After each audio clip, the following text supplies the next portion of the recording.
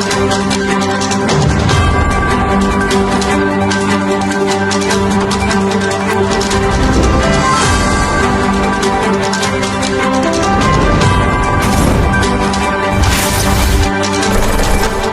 اللہ الرحمن الرحیم۔ السلام علیکم۔ ٹاکرا ایکسکلوسیو میں خوش آمدید جناب۔ آج بڑی اچھی خبریں ہیں، کیونکہ پاکستان کو جیسے جناب قرضہ ملا ہے اور ہمارے جو حالات ہیں سیاسی طور پہ وہ بھی بہتر نظر آنا شروع ہو چکے ہیں۔ رانا ثناء اللہ بھی مان گئے ہیں، حالانکہ رانا ثناء اللہ کا IMF کی امداد سے کوئی تعلق نہیں ہے، اور اسی طرح جناب مولانا فضل الرحمان کے ساتھ PTI نے مذاکرات کی جو سلسلہ شروع کیا تھا، انہوں نے کہا اس عمل کو مزید تیز کر دیا جائے، اس کا بھی تعلق کوئی IMF سے نہیں ہے۔ اور لیکن یہ ہے کہ مولانا فضل الرحمان صاحب جو ہیں وہ گرج رہے ہیں اسی طرح جناب، اور اس کے علاوہ قاضی فائز عیسیٰ صاحب نے بھی 2-4 باتیں کر دی ہیں، انہوں نے تعریف سمجھائی ہے کہ مداخلت کی تعریف بیسیکلی کیا ہے۔ تو سب سے پہلے میں آپ کو یہ بتا دوں کہ اسٹیٹ بینک کی طرف سے پاکستان کو جو امداد ہے 1.1 ارب وہ مل گئے ہیں جناب، اور اسٹیٹ بینک آف پاکستان کے مطابق IMF کے ایگزیکٹو بورڈ نے اسٹینڈ بائی ارینجمنٹ ہوتا ہے، اس کے تحت دوسرا جو جائزہ مکمل کر لیا، اور پاکستان کے لیے 828 ملین SDR کی رقم جو ہے وہ منظور کر لی ہے۔ اسٹیٹ بینک کو IMF سے اپنے اکاؤنٹ میں 828 ملین SDR یا تقریباً 1.1 ارب ڈالر جو ہے جناب وہ موصول ہو گیا ہے، اور اسٹیٹ بینک کے مطابق 3 مئی 2024 کو ختم ہونے والے ہفتے کے دوران اسٹیٹ بینک کے زر مبادلہ ذخائر میں یہ رقم ظاہر ہوگی۔ تو جناب جو ہم مانگ رہے تھے پیسے، قرضہ مانگ رہے تھے اور ہم نے قرضہ لیا لے، اور شکر انہوں نے قرضہ دیتا ہے۔ کیسی ہم قوم ہیں کہ ہم قرضہ لے کے بھی خوش ہوتے ہیں، لیکن وزیر اعظم پاکستان جو ہیں شہباز شریف، انہوں نے کہا کہ اپنے پاؤں پہ کھڑے ہونا ہے، لیکن یہ ہے کہ بہرحال یہ ہمیں امداد مل گئی ہے، بہت ضروری تھا یہ قرضہ، اور یہ قرضہ ہم نے لیا لے، اور قرضے کے بغیر ہماری معیشت جو تھی وہ کافی ڈاواڈول تھی، تو اب ہماری معیشت میں یہ بہتری آئے گی۔ اور پھر ساتھ ہی انہوں نے میاں محمد نواز شریف کی بھی تعریفیں کی ہیں، انہوں نے کہا کہ میاں محمد نواز شریف جو ہیں میرے قائد جو ہیں وہ پاکستان کو اوپر لے کے جانے کے لیے بڑی محنت کر رہے ہیں، اور انہوں نے پہلے بھی محنتیں کی تھیں، اور یہ محنتیں جو ہیں وہ اب رنگ لا رہی ہیں۔ تو جناب ساتھ ہی انہوں نے کہا کہ قرضہ ویسے اچھی چیز نہیں ہوتی، کہ قرضہ ہمیں نہیں لینا چاہیے، ہم اپنے پاؤں پہ کھڑا ہونا چاہتے ہیں، لیکن بہرحال یہ دیکھیں ہم اس طرح کا ملک ہے پاکستان کے، ہمارے حالات یہ ہیں کہ ہم قرضہ لے کے خوش ہوتے ہیں، اور ہمیں کوئی قرضہ ہی کوئی نہیں دینا چاہتا۔ بڑی منتیں سماجتوں کے بعد جناب قرضہ مل گیا، اور قرضہ مل تو گیا ہے، اور کسی حکومت نے نہیں ویسے چھوڑا کہ جس نے قرضہ نہ لیا ہو۔ تمام جتنی بھی حکومتیں بدلتی رہی ہیں، کبھی وہ یعنی کہ یہی باری جو لگی ہوئی تھی، تو ساروں نے قرضہ لیا، کسی نے نہیں چھوڑا، چاہے وہ PTI ہو، چاہے وہ نون لیگ ہو، چاہے وہ پیپلز پارٹی ہو، ٹھیک ہوگا۔ اور دوسری طرف آ جائیں، اگر قرضہ لیا ملتے گیا قرضہ ہوں قرضہ ملتا بعد جناب ملک چنا ہمیں اچھا لگن لگ گیا، پتہ نہیں کی وجہ۔ جو مذاکرات ہیں وہ بھی مفاہمتوں کا عمل بھی شروع ہو گیا ہے، قرضہ بھی مل گیا ہے، تو خوشبو یہ آ رہی ہے کہ قرضہ تو خیر قرضہ ہی ہو گئے ہیں، لیکن خوشبو یہ آ رہی ہے کہ کافی سارے جو پارٹی ہیں جناب، یہ جو ہم رسہ کشی اور کھینچتانی میں تھے، آنے والے دنوں میں کچھ ملک میں پولیٹیکل سٹیبلٹی یعنی کہ سیاسی استحکام ہوتا ہوا نظر آ رہا ہے۔ بہرحال باقی پتہ نہیں خیر ہوتا یا نہیں، لیکن یہ ہے کہ پتہ نہیں قرضہ اب ملا ہے، تو شاید اس وجہ سے میں بھی تھوڑا سا خوش ہوں گا، چلو شکر ہے اکانومی نہیں ڈوبی، شکر ہے کہ ملک یعنی کہ نیچے نہیں گیا، شکر ہے کہ کچھ لوگوں کا یعنی کہ جو حالات زندگی لوگوں کے تھے، مہنگائی شاید تھوڑی جی بہتر ہو جائے، پیسہ آ گیا ملک سے، قرضہ لے لیا سی کیا میں جہاں کسی کو قرضہ مل جائے نا بینک، تو وہ بھی بڑا خوش ہوتا ہے وقتی طور پہ، اور اسی طرح جس کو گاڑی مل جائے نا بینک سے، وہ بھی 4 دن بڑی زبردست چلانا ہے، پھر جو قسطیں دینی پیریاں ہوتی ہیں پھر بہت مشکل ہو جاتا ہے، اور پھر اگر خدا نہ خواستہ قسطیں نہ دے پائے تو پھر تو رول جاتا ہے بندہ۔ تو بہرحال ابھی ہم رولتے جناب گئے ہیں بچ۔ دوسری طرف آپ کو میں بتا دوں کہ رانا ثناء اللہ جناب بالآخر مان گئے ہیں۔ پہلے وہ ان کے لیے کہا جا رہا تھا کہ ان کو پنجاب میں سینئر وزیر لگانا ہے، لیکن وہ پنجاب میں تو مریم نواز صاحبہ کی چھتری کے نیچے تو نہیں گئے، بہرحال وہ میاں شہباز شریف کی طرف بہرحال گئے ہیں۔ ناراض تھے، لیکن نوٹیفیکیشن ان کا جاری ہو گیا۔ سیاسی امور کے مشیر جو ہیں وہ بیسیکلی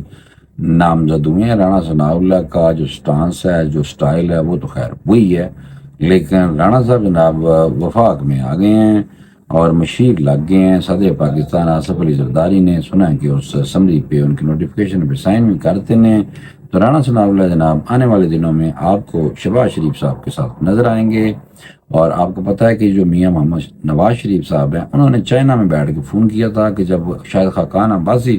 جو ہیں وہ تیز ہو رہے تھے، جو اپنی پارٹی کے سلسلے میں ان سارے لوگوں سے وہ رابطہ کر رہے تھے، چاہے وہ رانا ثناء اللہ ہوں، چاہے وہ خواجہ سعد رفیق ہوں، چاہے دوسرے لوگ بھی ہوں، سب سے رابطے کرنے شروع کر دیے تھے انہوں نے۔ تو وہ کھٹکی تھی جناب میاں نواز شریف صاحب کو، اور انہوں نے فوراً فون کرتا رانا صاحب کو۔ اور اب رہ گئے جناب خواجہ سعد رفیق، ان کو کس طرح ایڈجسٹ کریں گے یہ ابھی آنے والے دنوں میں پتہ چل جائے گا۔ رانا صاحب مانیں گے نہیں تو خواجہ سعد رفیق مان جائیں گے، کیونکہ نون لیگ جو ہے ان کی ابھی قیادت جو ہے وہ زندہ ہے، باہر ہے، اور جب قیادت اندر ہو تو پھر مسائل ہو جاتے ہیں۔ بہرحال یہ سلسلہ تھا جو میں نے آپ کو سوچا کہ فوری طور پہ بتا دیا جائے رانا ثناء اللہ صاحب کے بارے میں۔ دوسری طرف جناب مولانا فضل الرحمان صاحب والے پاس سے بھی بڑی تیزی ہو رہی ہے۔ تحریک انصاف دے جڑے بندے نا اسد کیسر، جڑے اسپیکر قومی اسمبلی تھے عمران خان صاحب کے دور میں، انہوں نے جناب فوری طور پہ مشاورتیں کی ہیں اور ان کو انسٹرکشن ملی ہے کہ مولانا فضل الرحمان صاحب کے پیچھے دوڑ لا دیو اور مولانا فضل الرحمان صاحب کو پکڑنے کی کوشش کرو، انہوں نے جفی پاؤ، انہوں نے کسی طریقے نال قائل کرو اور انہوں نے کسی طریقے نال سمجھاؤ کہ تسی ساڈے نال آ جو تہاڈی مہربانی۔ حالانکہ مولانا فضل الرحمان صاحب جو ہیں وہ گو کے جو اسٹیبلشمنٹ ہے ان کے خلاف ابھی تک بول رہے ہیں۔ انہوں نے اسمبلی میں خطاب کیا تھا اور خطاب کرتے انہوں نے کہا تھا کہ سیاستدان کب تک اسٹیبلشمنٹ کی بات سنتے رہیں گے، جنہیں محکوم ہونا چاہیے تھا وہ آقا بنے ہوئے ہیں۔ یہ مولانا فضل الرحمان صاحب جناب فل ٹائم اسی طرح ناراض چل رہے ہیں، اور اس طرح سے انہوں نے تقریر کی تھی، کافی لمبی چوڑی ڈیٹیل ہے، لیکن مختصر میں نے آپ کو بتا دیا کہ مولانا فضل الرحمان صاحب اسٹیبلشمنٹ کے پیچھے نے جناب، لیکن دوسری طرف مطلب کہ پیچھے پے ہوئے نے۔ دوسری طرف جناب آ جائیں تو تحریک انصاف کے بارے میں جو میں نے پچھلے دنوں آپ کو بتایا تھا کہ بشرا بی بی جو ہیں وہ احکامات جاری کرتی ہیں بنی گالہ سے، اور ان کی جو اسٹیبلشمنٹ کے لوگوں کے ساتھ کافی ملاقاتیں بھی ہوئی ہیں، یعنی کہ بی بی بھی ماشاءاللہ پیچھے اپنے میاں دے یعنی کہ کامیابی کے لیے وہ کر رہے ہیں کہ ہم کس طریقے سے عمران خان صاحب باہر آ جائیں اور ہم کس طریقے سے دوبارہ حکومت بنانے میں کامیاب ہو جائیں۔ لیکن مشکل ہے پاجی، عمران خان صاحب وزیر اعظم بننا ان کا انتہائی مشکل ہے، اور اگر بنے بھی تو یہ مجھے لگتا ہے، یہ میری بات آج تسی لکھ لو، آنے والے دنوں میں یہ حکومت تو زیادہ دیر شاید نہ چلے، شاید ہے، لیکن میں ابھی بھی کہتا ہوں یہ چلنا چاہیے، اس کو چلائیں گے، چلانے والے اس کو چلائیں گے، لیکن فرض کریں اگر نہیں چلتی تو جب اس کے بعد جب الیکشن ہوگا تو میری بات اب لکھ لیں کہ دوبارہ اسی طرح کی ہی لوگوں کے یعنی کہ الیکشن کے رزلٹ آئیں گے مکس پلیٹ، تو عمران خان صاحب کو زبردستی اسی طرح ہی اس کولیشن میں بٹھایا جائے گا، اور وہ بے بھی جان گے اور اسی طرح جیسے عمران خان صاحب جو اسٹیبلشمنٹ کے خلاف تھے بہت زیادہ، اور ابھی وہ اسٹیبلشمنٹ کے میرے خیال میں سافٹ ہو گئے ہیں، انہوں نے بھی میسج دیا ہے۔ پھر دوسرے جو پی ٹی آئی کے رہنما ہیں جناب وہ بھی بیانات جڑ دینے کہ جی اسٹیبلشمنٹ کے ساتھ ہم مفاہمت کے لیے تیار ہیں، لیکن پھر انہوں نے کہا جو سیاسی پارٹی ہیں ان میں نون لیگ، پیپلز پارٹی اور ایم کیو ایم، یعنی ان کے ساتھ ہم نے نئی مفاہمت کرنی، دوسری پارٹیوں کے ساتھ ہم نے کر لینی، یہ بھی انہوں نے کہہ دیا ہے۔ یعنی کہ آپ دیکھیں نا کہ مفاہمت کی جب بات ہونی شروع ہو جائے تو اس کا مطلب یہ ہے کہ ساتھ ہی ریلیف بھی ملنا شروع ہو جاتا ہے عدالتوں سے۔ تو یہ بات آپ لکھ لیں کہ آنے والے وقت میں چیزیں کافی ساری جو ہیں وہ تبدیل ہوتی ہوئی نظر آئیں گی آپ کو، اور لوگ آپ کو جیل سے باہر آتے ہوئے بھی نظر آ سکتے ہیں۔ یہ میری بہرحال پریڈکشن نہیں ہے، یہ میری ججمنٹ ہے، اور میں بھی ججمنٹ ٹھیک ہو سکتی ہے، لیکن بہرحال یہ ہے کہ زیادہ چانس ہم نے دیکھے ہیں کہ اسی طرح ہے۔ اچھا دوسری طرف آ جائیں جناب، جو جرمنی کے شہری تھے اور بعد میں ان کو پاکستان کی نیشنلٹی سے نوازا گیا، وہ ہے محمد اورنگزیب وزیر خزانہ۔ اسحاق ڈار صاحب کی جگہ پہ ہیں۔ اسحاق ڈار صاحب آپ کو پتہ ہے کہ اسحاق ڈار صاحب وزیر خزانہ رہے تھے، اس دور میں وہ وزیر خارجہ ہیں، کہ دونوں جگہ پہ ہے لیکن وہ خارجہ ہیں، اور ساتھ ہی ڈپٹی وزیر اعظم بھی ہیں جناب۔ یعنی کہ آپ چیک کریں کہ شہباز شریف کے ساتھ جیسے ہی اسحاق ڈار ڈپٹی وزیر اعظم بنے ہیں، تو ساتھ ہی جناب رانا ثناء اللہ مشیر آ گئے ہیں، یہ بھی ایک بات ہے۔ تو جو اورنگزیب ہیں، جو وزیر خزانہ ہیں، انہوں نے جناب آج کافی لمبی چوڑی بات کی ہے۔ میں مختصر سے آپ کو بتا دیتا ہوں کہ انہوں نے کہا کیا۔ انہوں نے کہا کہ موجودہ حکومت کی معاشی بحالی اور کاروبار سرمایہ کاری کو فروغ دینے کی کوشش کے ثمرات آنا شروع ہو گئے، انہوں نے کہا، اور ملکی معیشت کے بڑے اشارے مثبت نمو کے رجحان کو ظاہر کر رہے ہیں۔ ملکی معیشت میں مالی اور بیرونی شعبوں میں بہتری، جبکہ مارکیٹ کا اعتماد بحال ہوا ہے۔ اچھا، جو انہوں نے بھی جناب خوشی کا اظہار کیا ہے، جو جرمنی کے شہری تھے اور پاکستان کے اس وقت وزیر خزانہ ہیں محمد اورنگزیب صاحب، انہوں نے بھی امداد جو ملی IMF سے 1.1 ارب ڈالر، وہ اس سے بڑے خوشی کا اظہار کیتا ہے، اور انہوں نے کہا جی ہن ملک سیدھی رستے تے چڑھنا شروع ہو جائے گا، اور اسی جولائی سے بھی قرضہ منگنا ہے IMF کو، کیونکہ اس کی وجہ یہ ہے کہ اگلے قرضے کے لیے وزیر اعظم شہباز شریف جس سمٹ میں گئے ہوئے تھے ریاض سعودی عرب میں، وہاں پہ سائیڈ لائن میں ان کی ملاقات بھی ہو گئی تھی MD IMF سے، اتنے بھی وزیر اعظم پاکستان نے انہوں کو اگلے قرضے کی گل کرتی ہے۔ بڑا افسوس ہے کہ یہ ملک قرضیاں دے چلنا ہے۔ دوسری طرف آئے جناب غزہ کی صورتحال جو ہے، بنیامین نیتنیاہو دیاں جناب چیخاں نکلنے شروع ہو گئی ہیں۔ اس کی وجہ یہ ہے کہ انہوں نے عالمی عدالت انصاف کے حوالے سے ایک بیان جڑا ہے، اور انہوں نے کہا جی کہ عالمی عدالت انصاف کا دفاع کا حق چھیننا چاہتی ہے، عالمی عدالت انصاف ہم سے دفاع کا حق چھیننا چاہتی ہے، حالانکہ جتنا تو ان نے کیتا ظلم اور جتنی نسل کشی کیتی ہے، تو ہجے بھی کہہ رہے ہیں کہ نہیں، یہ چیک کرو۔ یہ جناب جو اسرائیلی وزیر اعظم بنیامین نیتنیاہو ہے نا، عالمی عدالت کی کارروائیوں پر تبصرہ کرتے انہوں نے جناب کیا کہ عالمی عدالت انصاف یہودی ریاست دفاع کا حق چھیننا چاہتی ہے۔ انہوں نے کیونکہ اس بندے نے عرب میڈیا کے مطابق، عرب میڈیا نے کوٹ کیا کہ نیتنیاہو نے کہا ہے کہ عالمی عدالت انصاف اسرائیل کے خلاف کھلی جنگ کر رہی ہے، اور اس بندے کا مزید کہنا ہے کہ اس کو میرا یعنی کہ آپ کہنے کو دل بھی نہیں کرتا، میں تو ترانگ کر کے اس سے بات یعنی کہ اس کا نام لینا چاہتا ہوں، لیکن یہ میں اس سے زیادہ بھی لینا چاہتا ہوں، لیکن فی الحال میں کیا کروں کہ وہ کچھ مینرز ایٹیکیٹس ہوتے ہیں، اس لیے عالمی عدالت بین الاقوامی سطح پر یہودیوں کے خلاف کہتا ہے جی منظم سازش کرنے میں مصروف ہے۔ بنیامین نیتنیاہو جناب مزید کیا ہے کہ مکمل اہداف کے حصول تک جنگ بندی ناممکن ہے۔ اس کا کام چیک کرو، کوئی بات نہیں، مسلمان بھی اسی طرح ہی اس کے خلاف ہیں، اور اسی طرح جو آہستہ آہستہ بیداری آ رہی ہے، اور اسی لیے تو امریکہ جناب ان کی رستہ بنانے کے لیے بھاگا ہی پھر رہا ہے۔ دوسری طرف حماس کے جو لیڈر ہیں وہ چائنا جناب پہنچے ہیں، اور اسماعیل ہانیہ جو ہیں وہ چائنا پہنچے ہیں، اور چائنا ان کی بہت زبردست دورہ ان کا مانا جا رہا ہے، کیونکہ چائنا جو ہے اس نے حماس کے حوالے سے پازیٹیو ان کو اشارے دیے تھے، اور ان کو ملنے کی خواہش کا اظہار کیا تھا۔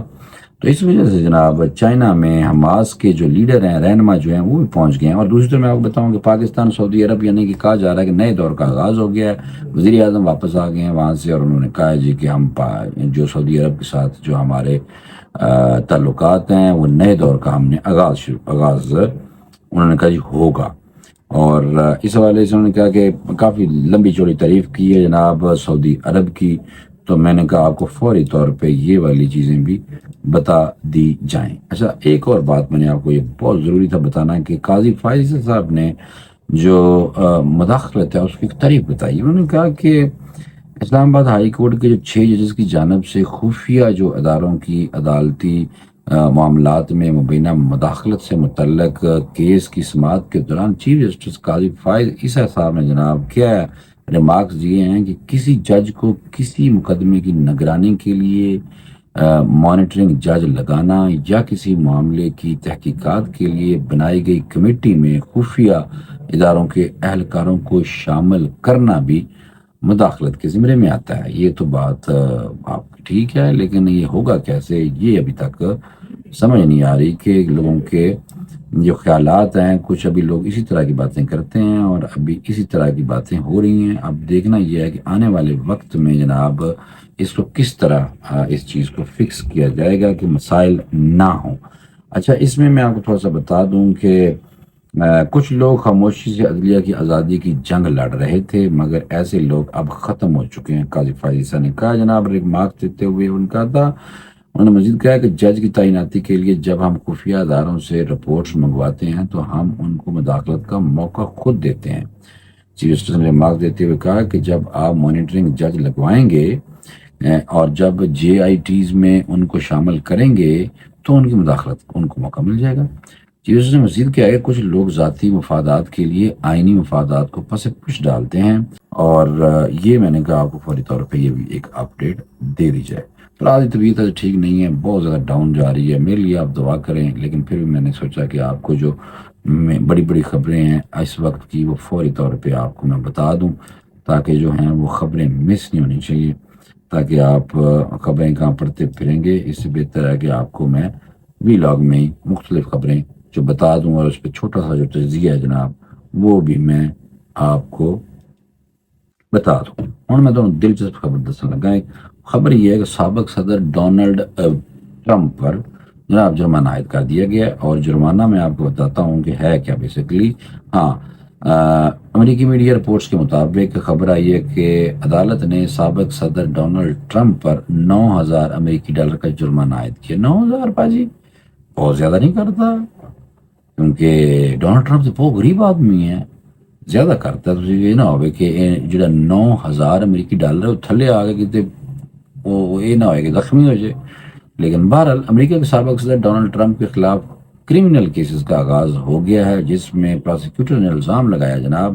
کہ 2016 کے انتخابات کے موقع پر سابق صدر نے اپنی ذاتی زندگی سے متعلق خبریں چھپانے کے لیے چالیں چلی تھیں۔ جناب چلو جی، یہ لوگ اکثر کہتے تھے، میں تو خیر اس پہ اتفاق کروں یا نہ کروں، لوگ کہتے تھے کہ یار یہ چینج آیا دنیا میں، 2018 میں 16 میں تو امریکہ میں آیا، پہلے امریکہ میں آیا، دنیا کا چوکی ٹھیکیدار تو وہ ہے امریکہ میں آیا ڈونلڈ ٹرمپ، یعنی کہ ٹرمپ امریکی ٹرمپ آیا، پھر وہ کہتے تھے پاکستان میں بھی ایک ٹرمپ آیا، اور اس طرح کہتے ہیں کہ وہ جو اپنا چائے والے بھائی نہیں ہے انڈین وزیر اعظم، وہ بھی جناب انہوں نے کہا جی وہ بھی انڈین ٹرمپ ہے۔ بہرحال یہ کہ اس میں کتنی صداقت ہے یہ آپ خود دیکھ لیں، کیونکہ کافی زیادہ خبریں چلی تھیں کہ پھر ان کی مماثلت بھی بتائی گئی تھی کہ یہ عمران خان صاحب اور ٹرمپ کے درمیان میں مماثلت جو تھی وہ بھی بتائی گئی تھی۔ ایک اور، کیونکہ ہم آپ امریکہ کی گل کر رہے ہیں، تو ایک مجھے میری نظر سے ایک اور چیز میں نے دیکھی تھی جو میں نے نوٹ کی تھی، تو میں نے کہا فوری طور پہ آپ کو یہ بھی میں بتا دوں، وہ تھا کہ تمہیں خبر سنا دیں کہ ڈونلڈ بلوم سے ایک ڈونلڈ لو سی، ڈونلڈ لو کو تو وہ تھا جس کا عمران خان نے بڑا ذکر کیا تھا، اور دوسری طرف جناب پاکستان میں امریکہ کے جو سفیر ہیں وہ ڈونلڈ بلوم ہیں بیسیکلی۔ تو امریکہ میں T20 ورلڈ کپ سے متعلق ڈونلڈ بلوم کا پاکستانی کرکٹرز کو استقبالیہ جناب دیا گیا، اور اس میں جناب میں آپ کو بتاؤں کہ جو امریکی سفارت خانے نے پریس ریلیز جاری کی ہے، اور انہوں نے کہا کہ استقبالیہ میں ڈونلڈ بلوم نے قومی کرکٹ ٹیم کے کھلاڑیوں کے ساتھ پاکستان کرکٹ بورڈ کے چیئرمین محسن نقوی کو بھی خوش آمدید کہا، اور امریکہ میں منعقد ہونے والے T20 ورلڈ کپ میں مقابلوں کے لیے نیک خواہشات کا اظہار کیا۔ اس موقع پر سپورٹس ڈپلومیسی کا باہمی مظاہرہ کرتے ہوئے